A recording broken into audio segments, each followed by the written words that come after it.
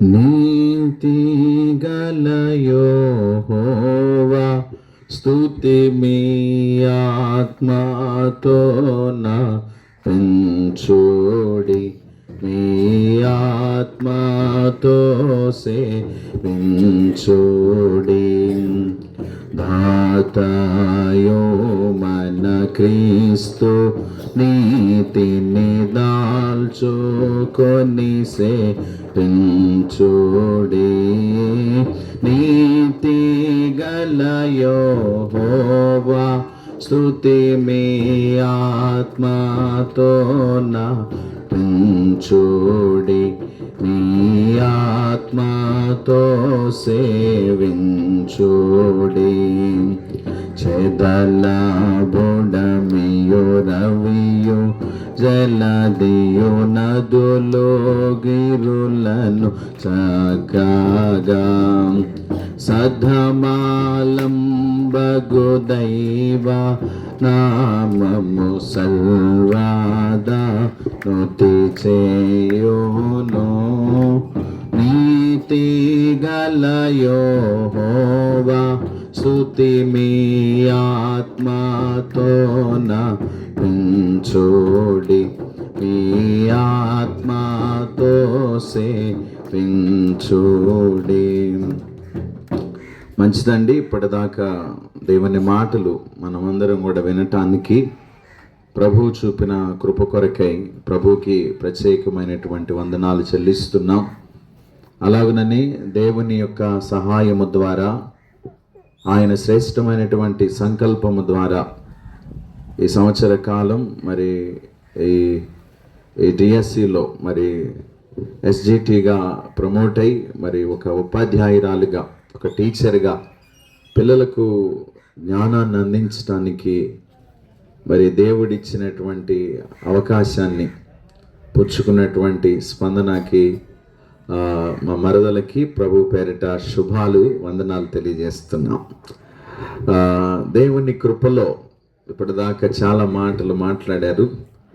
మనం వాస్తవాలు మాట్లాడుకోవాలంటే ఎక్కువ మంది, ఎక్కువ విశ్వాస జీవితంలో ఉన్నటువంటి మనం అబద్ధాలు మాట్లాడుతున్నాం అని బయట అంతా కూడా మాట్లాడుకుంటున్నారు మన గురించి. ఎవరి గురించి? ప్రార్థనా పరుల గురించి, విశ్వాసుల గురించి. అందరూ మనం అబద్ధాలు మాట్లాడుకుంటున్నాం అని అంటూ ఉన్నారు. ఏమిటి అబద్ధాల సంగతి మాట్లాడుతున్నారు అని అనుకుంటున్నారేమో. నేను గడిచిన ఒక 25వ తేదీన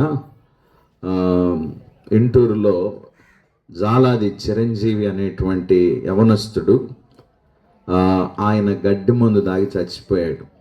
ఆయన ఫ్యూనరల్ సర్వీస్కి నేను వెళ్ళాను.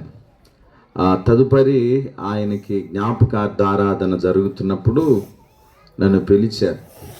ఈ ఫ్యూనరల్ సర్వీస్ జరుగుతున్నప్పుడు వాళ్ళ నాన్న, వాళ్ళ తల్లి, వాళ్ళ అక్క చెల్లెళ్ళు అందరూ కూడా బాగా ఏడుస్తున్నారు.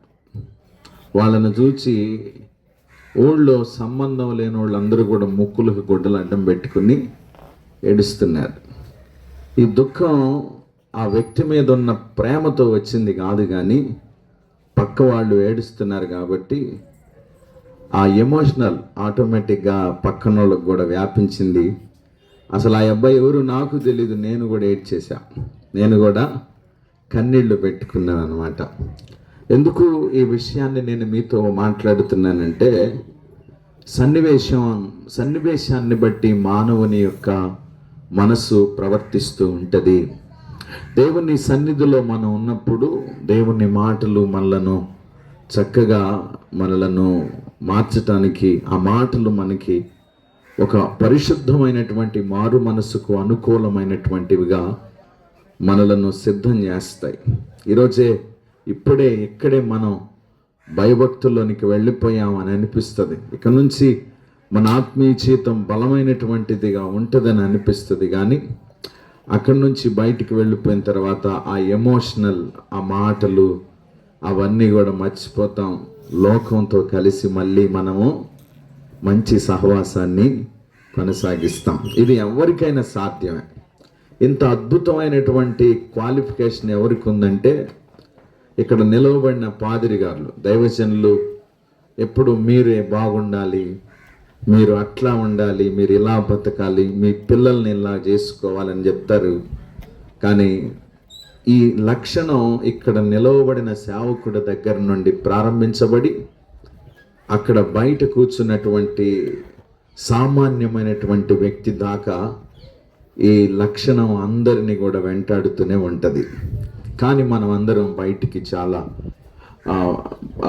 బయటికి దీన్నంతటిని కూడా దాచిపెట్టేసి హుందాగా భక్తి వినయాలను ప్రదర్శించడానికి ప్రయత్నం చేస్తాం. కానీ మన ప్రదర్శన అంతా కూడా కొంతకాలం మాత్రమే పనిచేస్తుంది. ఎందుకు ఈ మాటలు నేను మీతో చెప్తున్నానంటే, అందరం ఆదికాండము 12వ అధ్యాయాన్ని చదువుకున్నాం. 12వ అధ్యాయములో దేవుడు అబ్రహామును పిలిచినప్పుడు అబ్రహాముతో ఒక మాట అన్నాడు. ఏమంటాడంటే 2వ వచనములో, నిన్ను గొప్ప జనముగా చేసి నిన్ను ఆశీర్వదించి నీ నామమును గొప్ప చేయుదును, నీవు ఆశీర్వాదకరముగా ఉందువు అంటాడు. అంటే అబ్రహామును దేవుడు పిలిచినటువంటి పిలుపు ఉద్దేశం ఏమిటంటే, నేను నిన్ను గొప్ప జనాంగముగా చేస్తాను, నిన్ను బట్టి అనేక మంది ఆశీర్వదించబడుదురు, నిన్ను అనేక మందికి ఒక ఆశీర్వాదకరమైనటువంటి వ్యక్తిగా నేను నిన్ను మారుస్తాను. నిన్ను చూడగానే, నీ యొక్క సాక్ష్యాన్ని వినగానే, నిన్ను నేను ఎలాగూ పిలిచానో, ఏ స్థితిలో నువ్వు ఉన్నావో. ఆశీర్వాదము అంటే మనలను దేవుడు ఆశీర్వదించడం అంటే మనకి ఉద్యోగాలు ఇవ్వటం, లేకపోతే మన బిజినెస్లో గొప్పగా ధనాన్ని సంపాదించుకోవటం, లేకపోతే మంచి కారు, ఇల్లు, ఇవన్నిటిని కొనుక్కోవటాన్ని ఎప్పుడు కూడా మీరు ఆశీర్వాదం కింద లెక్కేసుకోకూడదు. ఇది ఆశీర్వాదం అంటే దేవుడు అబ్రహాముకి ఇచ్చిన ఆశీర్వాదం ఏమిటో తెలుసునా? నిన్ను నేను గొప్ప జనాంగంగా చేస్తాను, అదే నీకు ఆశీర్వాదం. ఏమన్నాడట?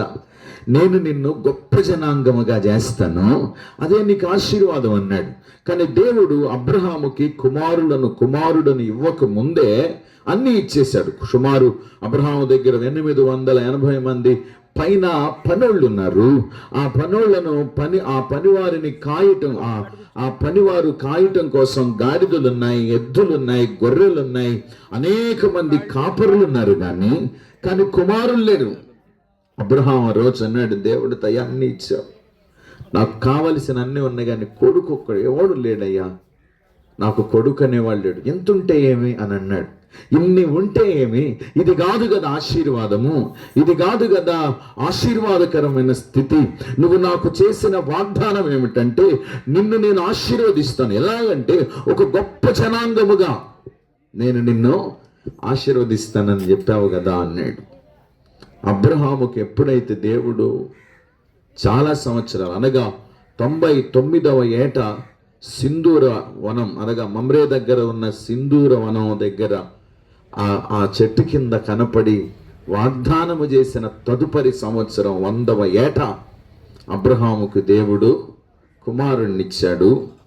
అబ్రహాముకి దేవుడు శారాయి ద్వారా కుమారుణ్ణి ఇవ్వక ముందు హాగరుకు దేవుడిచ్చిన కుమారుడు అప్పటికి 14 సంవత్సరాలు. ఆయనకి ఎన్ని సంవత్సరాలు? 14 సంవత్సరాల వయసులో ఆయనకి కుమారుణ్ణి ఇచ్చాడు. ఎవరి ద్వారా? హాగరు ద్వారా. కానీ దేవుడు నేను నిన్ను గొప్ప జనాంగముగా చేస్తాను, ఆ జనాంగమే నీకు ఆశీర్వాదమగును అని అన్నాడు. మరి ఇవన్నీ కూడా ఏమిటంటే దేవుడి ఇచ్చిన ఆశీర్వాదం. దేవుడు మనకి బిడ్డల్ని ఇచ్చాడే, ఆ బిడ్డలని ఆశీర్వాదం అనుకోవాలా? ఆ బిడ్డలను దేవుడిచ్చినటువంటి ఆ ఆశీర్వాదాన్ని స్థిరపరుచుకోవటం కోసం యోగ్యకరమైనటువంటి ఈవులను దేవుడు మనకిస్తాడు. వీటిని ఏమంటామంటే వీటిని ఆశీర్వాదాలు అంటాం. అందుకే క్రైస్తవుల అబద్ధం ఎందుకు చెప్తున్నాడంటే, మార్టిన్ లూథర్ గారు 15వ శతాబ్దంలో సంఘ సంస్కరణ ప్రారంభించాడు. ఆయన ప్రారంభించేటప్పుడు మనందరం కూడా అబద్ధాలు చెప్తున్నాం అన్నాడంట. ఏమన్నాడు? అబద్ధాలు అదేంటి మరి అబద్ధాలు చెప్తున్నావు అంటారు పాస్టర్ గారు. అంటే నిజంగా మనం అందరం అబద్ధం చెప్తున్నాం, నువ్వు లేచి వచ్చి ఒక పాట పాడు అన్నాడంట. ఆమె ఒక పాట పాడింది. ఏమిటి ఆ పాట అంటే వెండి బంగారాలు నా ఎద్ద లేవు కానీ నేను రిక్తహస్తములతో నీ దగ్గరికి వస్తున్నాను అందట. ఏమందట? వెండి బంగారాలు నా దగ్గర లేవు కానీ ప్రభువా, రిక్తహస్తాలతో నేను నీ దగ్గరికి వస్తున్నాను అన్నాడు. అప్పటికి ఆమె మెళ్ళలో మంచి గొలుసు ఉంది, చక్కటి పట్టు చీర ఉంది, మంచి బట్టలు వేసుకుంది, చేతులు కుంగరాలు ఉన్నాయి. కానీ ఏమంటుందంటే, వెండి బంగారాలు నా దగ్గర లేవు కానీ ప్రభువా, రిక్తహస్తాలతో నేను నీ దగ్గరికి వస్తున్నాను. అంటే వట్టి చేతులతో వస్తున్నాను, నా దగ్గర బంగారం లేదు, నా దగ్గర వెండి లేదని అంటుంది. కానీ ఇక్కడ మాత్రం అన్నీ ఉన్నాయి. అందుకనే మీరు అబద్ధికులు అన్నారు సంఘ సంస్కర్త మార్టిన్ లూథర్ గారు. ఏమన్నాడట?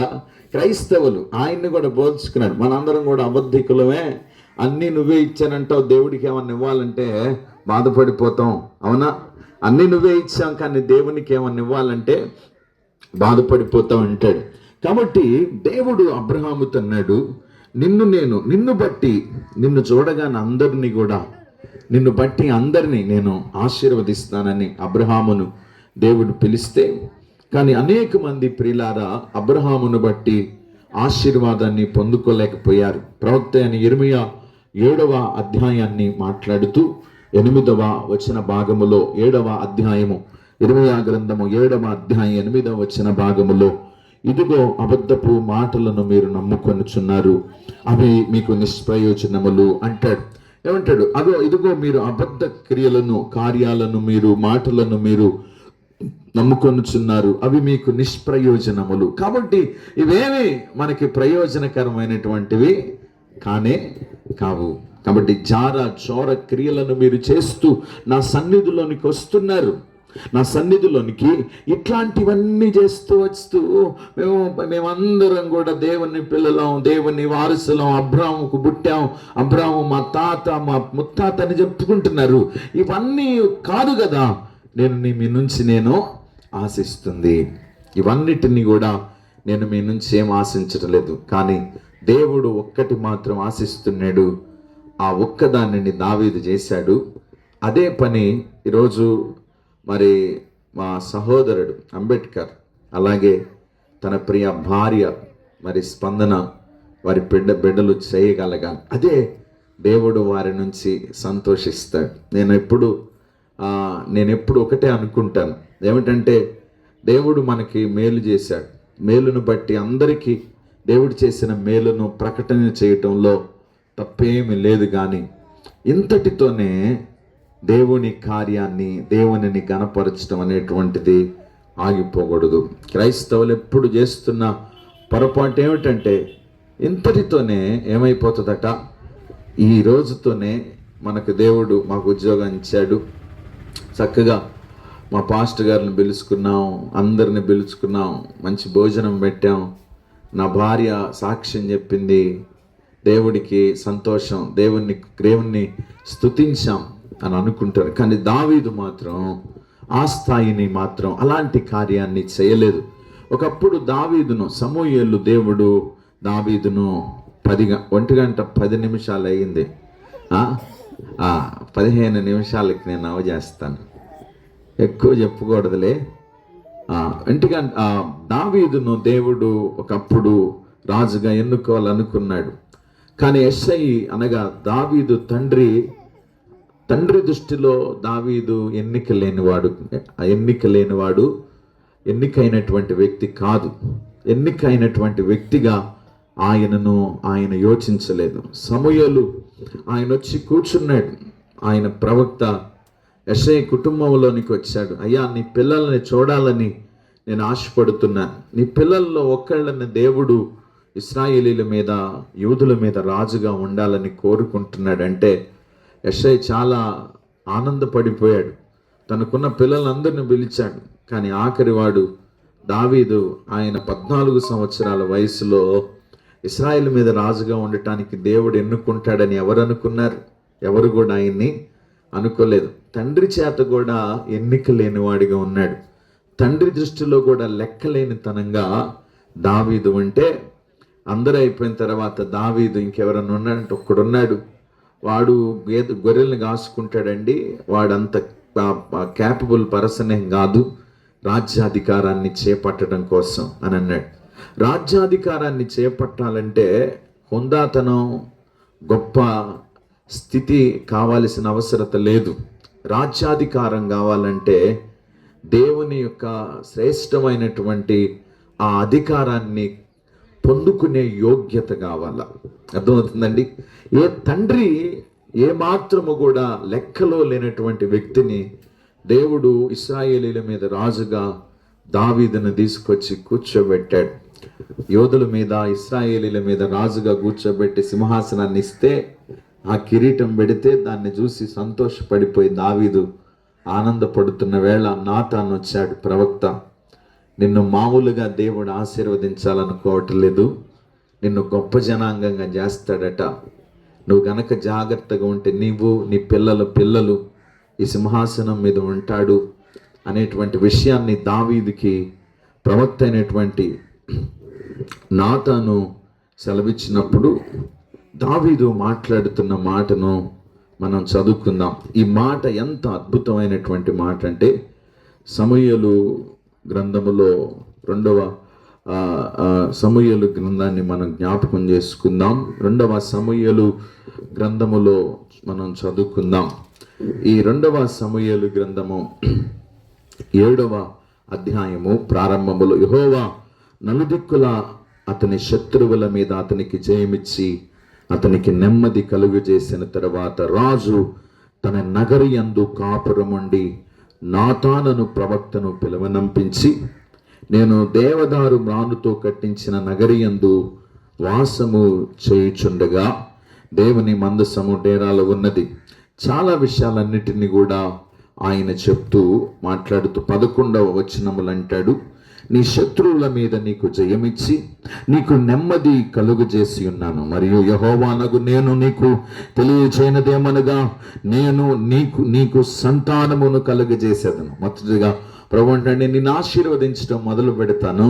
ఆ ఆశీర్వాదం ఎట్లా అంటే, మొదటిగా నేను నీకు సంతానమును కలుగజేయుదును, నీ దినములు సంపూర్ణములగినప్పుడు తర్వాత నీకు సైన్యాన్ని ఇస్తాను, నీకు మీకు యుద్ధ రథాలను ఇస్తాను, ధనాన్ని ఇస్తాను, వజ్రాలను వైడూర్యాలను ఇస్తానని దావీదుతో అది ఒక పెద్ద ప్రోగ్రాం లాగా చెప్పట్ల దేవుడు. ఏమంటున్నాడు, నీకు సంతానాన్ని ఇస్తాను, తర్వాత నీకు టైం అయిపోతుంది, అప్పుడు మీ వాళ్ళు లైన్లోకి వస్తారంటాడు. అదే మనం చెప్పాలంటే, ఇదిగో మనం ఏం చెప్తాం, దేవుని సన్నిధులు అంటే ఎన్నికలైనటువంటి వాటన్నిటిని కూడా ఎన్నికైనటువంటి వాటిగా చెప్తాం. అదిగో నేను దేవుని కృపలో ఒక కారు కొనుక్కున్నానంటాం, ఇదే చెబుతాం మనం. దేవుని కృపలో ఒక ఇల్లు కట్టుకున్నాను అని ఇల్లును చూపిస్తాం. దేవుని కృపలో మనకున్నటువంటి స్టేటస్, మనకున్న స్థితిని చూపిస్తాం. కానీ దేవుడు మాత్రం దావీదుతో మాట్లాడుతూ, ఇదిగో నేను సంతానాన్ని ఇస్తాను, వారిని గొప్ప జనాంగంగా చేస్తాను, ఆ తర్వాత నీ టైం అయిపోతుంది, వారు ఎక్కుతారు. ఏమిటి? సింహాసనం ఎక్కుతారు. ప్రవక్త రాజు అయినటువంటి హిజ్కియా వచ్చినప్పుడు, హిజ్కియా కూడా రోగంతో ఉన్నవాడు, నాకు తన ధనాన్ని, తన సైన్యాన్ని, తన యొక్క వజ్రాలు వైడీరాలు చూపిస్తే, ఎవడురా నువ్వు అవి చూపిస్తున్నావు, నేను చేసిన మేలాడకపోయింది అన్నాడు దేవుడు. ఏమన్నాడు? నేను నీకు చేసిన మేలాడకపోయింది. నువ్వు చచ్చిపోతున్నటువంటి స్థితిలో ఉంటే ప్రవక్త వెళ్ళిపోయే వాడిని పిలిచి, వాడు ఏడుస్తున్నాడు, రాజు ఏడుస్తున్నాడు, అయ్యా వాడి దగ్గరికి వెళ్ళి నేను ఆయుష్నిస్తానని చెప్పని, నేను నీకు ఆయుష్ ఇస్తే నువ్వు బతికున్నావు. నువ్వు బతికుండానికి కారణం ఇవేమి కాదు కదా, కానీ నువ్వు నన్ను మర్చిపోయావు, నిన్ను బతికించిన వాడిని మర్చిపోయావు, ఇన్ని సంవత్సరాల ఆయుష్కాలాన్ని నీకు పొడిగించిన వాడిని మర్చిపోయావు. ఇవే నీకు ముఖ్యమైనవి అన్నాడు దేవుడు. దావీదుతో మాట్లాడుతుంటాడు, దావీదు నేను నీకు సంతానాన్ని ఇస్తాను, ఇది ఆశీర్వాదం. దీన్ని ఏమన్నాడట? ఇది బ్లెస్సింగ్, ఇది ఆశీర్వాదం. ఆ తదుపరి నీ కాలము పరిపూర్ణమైపోతుంది. నువ్వు ఆ తదుపరి నీ కాలము పరిపూర్ణమైనటువంటి తరువాత, పరిపూర్ణమైనప్పుడు నీవు నీ పుత్రులతో కూడా నిద్రించిన తరువాత నీ గర్భములో నుండి వచ్చిన నీ సంతతి హెచ్చించి రాజ్యమును అతనికి స్థిరపరచదును, అతడు నా నామ ఘనత కొరకు ఒక మందిరం కట్టిస్తాడు. ఇది చెప్తున్నాడు దేవుడు. ఇప్పుడు దావీదు రాజ్యం ఎక్కిన తర్వాత ఆయన చచ్చిపోయేదాకా ఎన్ని ప్రోగ్రామ్స్ ఉన్నాయి తెలుసా మీకు? ఎన్నుండి తెలుసు ఎంతమంది రాజులు దావీదు రాజులను ఓడించాడో తెలుసా? ఎంత సైన్యాన్ని సంపాదించాడో దావీదు తెలుసా? ఎంతమంది భార్యలను ఆయన పెళ్లి చేసుకున్నాడో తెలుసా? ఎన్ని రకాలుగా చుట్టుపక్కల ఆయనను చూస్తే భయపడే విధముగా దేవుడు ఆయన రాజ్యానికి కాపుదలనిచ్చాడో తెలుసా? ఆయన ఎంత అత్యధికమైనటువంటి ఆశీర్వాదాన్ని, గొప్పదైనటువంటి బంగారు నాణ్యాలు, రథములను సంపాదించాడో తెలుసు. ఏమి దేవుడు ఆయనకు చెప్పట్లేదు, ఇవన్నీ నువ్వు చేస్తావు, ఇవన్నీ నువ్వు కలిగి ఉంటావని చెప్పట్లేదు. ఎందుకంటే దేవుని దృష్టిలో ఆశీర్వాదం అంటే ఇదేది కాదు, ఇదేది నాకు అక్కర్లేదని చెప్తూ మాట్లాడుతూ, నువ్వు రాజ్యాన్ని ఎక్కుతావు, నీకు పిల్లలని నేను ఇస్తాను, తర్వాత నువ్వు చచ్చిపోతావు, నీ కొడుకు మళ్ళీ రాజ్యాన్ని ఎక్కుతాడు. ఇది నాకు కావాల్సింది. ఏమిటో తెలుసిన? ఈ సింహాసనం మీద నీ తర్వాత నీకు ఒక కుమారుడు ఉంటాడు. ఆయన నా నామ ఘనత కొరకై మందిరాన్ని కట్టిస్తాడు. ఇవన్నిటిని, చాలా విషయాలను ఎవరి గురించి చెప్తాడో తెలుసా? దేవుడు రాబోయే కాలములో దావీదు సంతానము చేయబోతున్నటువంటి దేవుని శ్రేష్టమైనటువంటి కార్యాలను గురించి దేవుడు దావీదుతో చెబితే, దావీదు అప్పుడు ఏమన్నాడు చూసారా?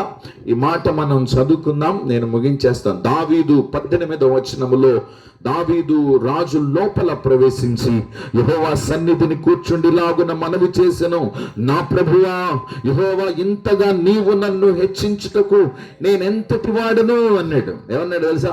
ఎంతగా నువ్వు నన్ను ఆశీర్వదించుటకు నేనెంతటి వాడను అనేటువంటి విషయాన్ని గొప్పగా, అంతగా నన్ను హెచ్చించటానికి నేను ఏ పాటి వాడును అని అన్నాడు. ఏమన్నాడట? నన్ను, నా పిల్లలను నువ్వు హెచ్చించావు, ఒక ఉన్నతమైన స్థాయిలోనికి తీసుకుని పోవటానికి నేను ఏ పాటి వాడను, నేను ఎంతటి వాడను ప్రభువా, ఇంతగా నీవు నన్ను హెచ్చించుటకు నేను ఎంతటి వాడను, నా కుటుంబము ఏ పాటిది, ఇంత హెచ్చుగా చేసినంతంతయు నీ దృష్టిలో కొంచెమై మానవుల పద్ధతిని బట్టి బహుకాలము జరిగిన తరువాత నీ దాసుడనైన నా సంతానమునకు కలగబోవు దానిని గూర్చి నీవు సెలవిచ్చి ఉన్నావు. యెహోవా నా ప్రభువా, దావీదును నేను నీతో ఏమి చెప్పాలి? ఇక నా దగ్గర చెప్పటానికి ఏం లేదు. అది కావాలయ్యా, ఇది కావాలి. మనం ప్రార్థనలోకి రాగానే అది కావాలి, ఇది కావాలి, ఇది కావాలని అడుగుతాం. కానీ దావీదు అంటాడు, ఇక అడగటానికి ఏమీ లేదు. ఎంతగా నువ్వు నన్ను హెచ్చించావంటే నా జీవితంలో ఈ కొదువ ఉన్నది అని నీతో నేను చెప్పటానికి లేనంత గొప్పగా నీవు నన్ను హెచ్చించావు ప్రభువా. ఇక నేను నీ దగ్గర చెప్పటానికి ఏమీ కూడా లేదు. అందుకే దావీదు అన్నాడు, ఇంతగా దేవుడు ఆయన హెచ్చిస్తే దావీదు దేవుని సన్నిధిలో అడిగిన ఒకే ఒక కోరిక ఏంటో తెలుసున? ఆ కోరిక ఈరోజు మనం అందరం కూడా కలిగి ఉండాలి. జాగ్రత్తగా వినాలి. క్రైస్తవ విశ్వాస జీవితంలో ఏదేదో చేయాలనేటువంటి కోరికలు మనకు వస్తుంటాయి, కానీ అసలు నిజమైనటువంటి కోరిక, ఆ కోరికను మనం అందరం కలిగి ఉండాలి. ఈరోజు స్పందన అంబేద్కర్ సహోదరుడు,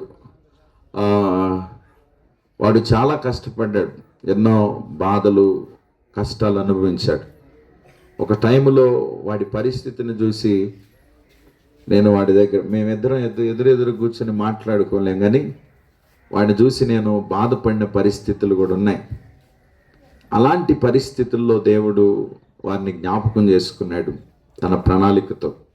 కాబట్టి ఇలాంటి పరిస్థితిలో దేవుడు ఇంత గొప్ప ఆధిక్యతనిచ్చాడు కాబట్టి వారి కుటుంబం ఒకటే, వారైనా మనమైనా దేవుని కృపను పొందుకున్న మనం గుర్తుపెట్టుకోవాల్సినటువంటిది, దేవునికి ఇవ్వాల్సినటువంటిది, దేవుని సన్నిధిలో కోరుకోవాల్సింది ఏమిటో తెలిసిన? మరి మా మరదలు ప్రార్థన చేయండి మా అందరి కోసం అంది. ఎవరు చేయరు, ఇవాళ భోజనాలు తిని వెళ్ళిపోవటమే, మన గురించి ఎవరు కూడా ప్రార్థన చేయరు. అవునా? మేము పాదిరి గారులు కూడా తప్పకుండా ప్రార్థన చేస్తామంటాం. మేము ప్రార్థన చేస్తున్న సంగతి మీరు చూస్తారా? మీరు చూడరు, దేవుడు చూస్తాడు. చేసేవాడు దేవుని సన్నిధిలో నిజంగా నిజాయితీగా ఉంటే వారి ప్రార్థనలు ఆలకిస్తాడు, అది నిజమే. కానీ మనం దేవుడిని నమ్మటానికి బోల్డ్ కారణాలు కావాలి. అట్లాంటిది ఎవడో మన కోసం ప్రార్థన చేస్తాడనేటువంటి దాన్ని అంత తొందరగా ఎట్ట నమ్ముతాం కదా? నమ్ముతామా? ఊరకనే చేయమన్నట్టు చేస్తాను, అంతే, అయిపోయింది. పలకరించారు, హలో బాగున్నారా, శత్రువును కూడా అయ్యా బాగున్నామని పలకరించినట్లు పలకరిస్తాం. కాబట్టి ఈ టైంలో నేను మీతో చెప్పేది ఏమిటంటే 26వ వచనం, లాస్ట్ అండ్ ఫైనల్ మాటను నేను ముగిస్తున్నాను. 26వ వచనములో సైన్యములకు 25 నుంచి, దేవా యెహోవా నీ దాసుడునగు నన్ను గూర్చియు నా కుటుంబమును గూర్చియు నీవు సెలవిచ్చిన మాట అన్నిటికీ నిలుచున్నట్లు దృఢపరిచి అవన్నీ కూడా చక్కగా జరుగునట్లు అవి అలాగే ఉండినట్లు దృఢపరిచి సైన్యముల అధిపతి యెహోవా ఇశ్రాయేలీలకు దేవుడై ఉన్నాడనే మాట చేత నీ నామమునకు శాశ్వత మహిమ కలుగునట్లును, ఏమన్నాడట, నీ నామమునకు శాశ్వత మహిమ కలుగునట్లును నీ దాసుడునైన నా కుటుంబము నీ సన్నిధిని స్థిరపరచునట్లును నీవు సెలవిచ్చిన మాట నెరవేర్చుము అంటాడు. ఏమంటాడు? నీ దాసుడనైనటువంటి నా కుటుంబము నిత్యము కూడా నా కుటుంబము నీ సన్నిధిలో ఉండునట్లు స్థిరపరచుము అంటాడు. అది మాత్రం నాకు చాలు, ఇంకంతకు మించి ఏమొద్దన్నాడు. అయ్యా నేను అడగటానికి ఏమి లేవు, అంతగా నన్ను నువ్వు హెచ్చిస్తున్నావు, ఇంకా రాలా ఇవన్నీ, ఇంక ముందున్నాయి, ఫ్యూచర్లో ఈ జర్నీ చేస్తానని దేవుడు చెప్పాడు. దావీదు దేవుని సన్నిధిలోకి వెళ్ళిపోయి, ఇక నేను అడగటానికి ఏమీ లేనంతగా నీవు నన్ను ఇంతగా హెచ్చిస్తూ ఉన్నావు, ఇక నేనేమి ఇవ్వాలి నీకు? కానీ నేను మాత్రం ఒకటి కోరుకుంటున్నా, ఏమిటో తెలిసిన, నీ సేవకుడనైనటువంటి నా కుటుంబము నిత్యము నీ సన్నిధిలో ఉండినట్లు నన్ను స్థిరపరచండి. ఇంకో చాట అంటాడు, నీ సేవకుని కుటుంబము నిత్యము నీ సన్నిధిలో ఉండునట్లు ఆశీర్వదించుము అంటాడు దావీదు. ఏమంటాడట? ఆశీర్వదించు. ఏం ఆశీర్వాదం కావాలయ్యా అంటే, మాకు అవన్నీ కావాలి, ఇది కావాలి, అది కావాలి, ఇది కాదు, నాకు కావలసిన ఆశీర్వాదం అంతా ఒకటే, నేను, నా పిల్లలు, నా భార్య, మేమందరం కూడా నీ సన్నిధిలో నిత్యము ఉండునట్లు ఆ ఆశీర్వాదం నాకు ఇస్తే చాలయ్యా అని దావీదు అన్నాడు. ఈరోజు ఈ గొప్పదైనటువంటి ఆశీర్వాదాన్ని ఏ కుటుంబం అయితే కలిగి ఉంటుందో, ఈ గొప్పదైనటువంటి ఆశీర్వాదాన్ని ఏ కుటుంబం, ఏ వ్యక్తులైతే కలిగి ఉంటారో, నిజంగా ఆ కుటుంబాలలో దేవుడు తను చేసినటువంటి నిత్యమైనటువంటి నిబంధనను స్థిరపరుస్తాడు. ఏం చేస్తాడట? నిత్యమైనటువంటి నిబంధన స్థిరపరుస్తాడు.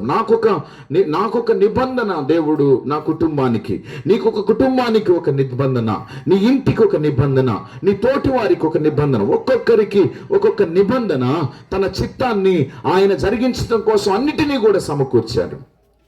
అవన్నీ కూడా మన జీవితాల్లో, మన కుటుంబాల్లో జరుగునట్లు దావీదు ఒకటే అడిగాడు, అయ్యా నేను నా కుటుంబము నిత్యము నీ సన్నిధానములో ఉండునట్లు నా కుటుంబాన్ని ఆశీర్వదించు. ఎవరైనా కుటుంబాలను గొప్పగా ఆశీర్వదించు, స్టేటస్, ఉన్నతమైనటువంటి స్థానాలతో ఉండేటట్లుగా ఆశీర్వదించమని కోరుకుంటే, దావీదు దేవుని సన్నిధిలో ఆయన మందిరంలో మోకరిల్లి మాట్లాడుతూ, ప్రభువా ఇదిగో నాయన, నేనును నా కుటుంబమును చిరకాలం అనగా మేము చచ్చిపోయేంత వరకు కూడా నీ సన్నిధానములో మేము, మా పిల్లలు మోకరించి ఉండునట్లు నా కుటుంబాన్ని స్థిరపరిచి అట్లా ఆశీర్వదించు. అది ఆ ఆశీర్వాదం, ఆ బ్లెస్సింగ్ మా అందరికీ కూడా కావాలా. కాబట్టి అలాంటి ఆశీర్వాదం కొరకై దావీదు ప్రార్థించాడు. అలాంటి కుటుంబాలుగా మనం అందరం ఉండాలని దేవుడు మన నుంచి కోరుకుంటున్నాడు. ఈరోజు ప్రియులారా, దేవుని మాటలాలకిస్తున్న వారు సహోదరుడు అంబేద్కర్ స్పందనాల వారికి దేవుడు 2 బిడ్డలను ఇచ్చారు. బిడ్డలే ఆశీర్వాదం. ఏమిటట? బిడ్డల ఆశీర్వాదం, ఉద్యోగం, దేవుడిచ్చినటువంటి స్టేటస్, దేవుడు తనకొక హెచ్చింపును, ఆ ఆశీర్వాదాన్ని నిలవబెట్టుకునేటువంటి యోగ్యత వారికి ఇచ్చాడు. దీనిలో ఎట్లాగైతే నమ్మకంగా వారు ఉండగలుగుతారో, ఎలాగైతే నిజాయితీగా నిజాయితీ, నమ్మకం అంటే ఏదో అడగటం కాదు. దావీదు ఒక్కటే అడిగాడు, అయ్యా నువ్వు నాకు ఇది ఇచ్చావు. ఈరోజు స్పందన ఒకే ఒకటి అడిగి ఉంటుంది, అయ్యా నాకు ఈ ఉద్యోగం వస్తే చాలు, మా పిల్లలు మేమందరం హ్యాపీగా బతకటం కోసం అని అడిగి ఉంటుంది. అడిగిన దాన్ని దేవుడిచ్చాడు. ఇప్పుడు దేవుని సన్నిధిలో ఈ కుటుంబం కోరుకోవాల్సింది ఒకే ఒక కోరిక, ఏమిటో తెలుసు, నేను, నా కుటుంబము దేవా, మేము అడగటానికి ఏమీ లేకుండా నువ్వు నాకు ఇచ్చేసావు, నేను, నా కుటుంబము నిత్యము నీ సన్నిధానములో ఉండినట్లు స్థిరపరచుమని, అట్లా ఆశీర్వదించమని దేవుని అడిగినట్లయితే, ఆ గొప్ప ఆశీర్వాదం ఏ కుటుంబంలో అయితే ఉండగలుగుతుందో ఆ కుటుంబము నిశ్చయముగా దేవునిని సంతోషపెట్టే కుటుంబం అవుతుంది. మళ్ళీ చెప్తున్నాను, మనం అబద్ధం ఆడినోళ్ళం అవుతాం. అర్థమవుతుందా? చర్చిలో ఇక్కడ నిలవబడి మనం అబద్ధాలు చెప్పలేదు, అవునా, అబద్ధం ఆడలేదు, మనం అబద్ధం ఆడటానికి ఏమాత్రం కూడా వీలు లేదు. దేవుణ్ణి ఎప్పుడు కూడా మనం మోసం చేయటానికి వీల్లేదని చక్కగా నిజాయితీగా నిబద్ధతగా దేవుని సన్నిధిలో దేవుని ఆశీర్వాదం కొరకై వారు నిత్యము స్థిరపడి ఆయన సన్నిధిలో ఉండాలని ప్రభు పేరిట కోరుకుంటూ ఈ మాటలు ముగిస్తున్నాను. దేవుడి మాటలు మన వెనికిడిలో ఫలింపచేయనుగాక. ఆమేన్. మంచిదండి. ఈరోజు ఈ మాటలు మాట్లాడటానికి అవకాశం ఇచ్చినటువంటి మరి స్థానిక కాపరి మరి మేజర్ గారు, క్రీస్తురాజు గారు, మావయ్య గారికి, అలాగునని తోటి సహచరులు దైవజనులకు కూడా ప్రత్యేకమైనటువంటి వందనాలు. మీ అందరికీ కూడా నా ప్రత్యేకమైనటువంటి వందనాలు చెల్లిస్తున్నాను. దేవుడు మిమ్మల్ని దీవించును గాక. ఆమేన్. ఆమేన్.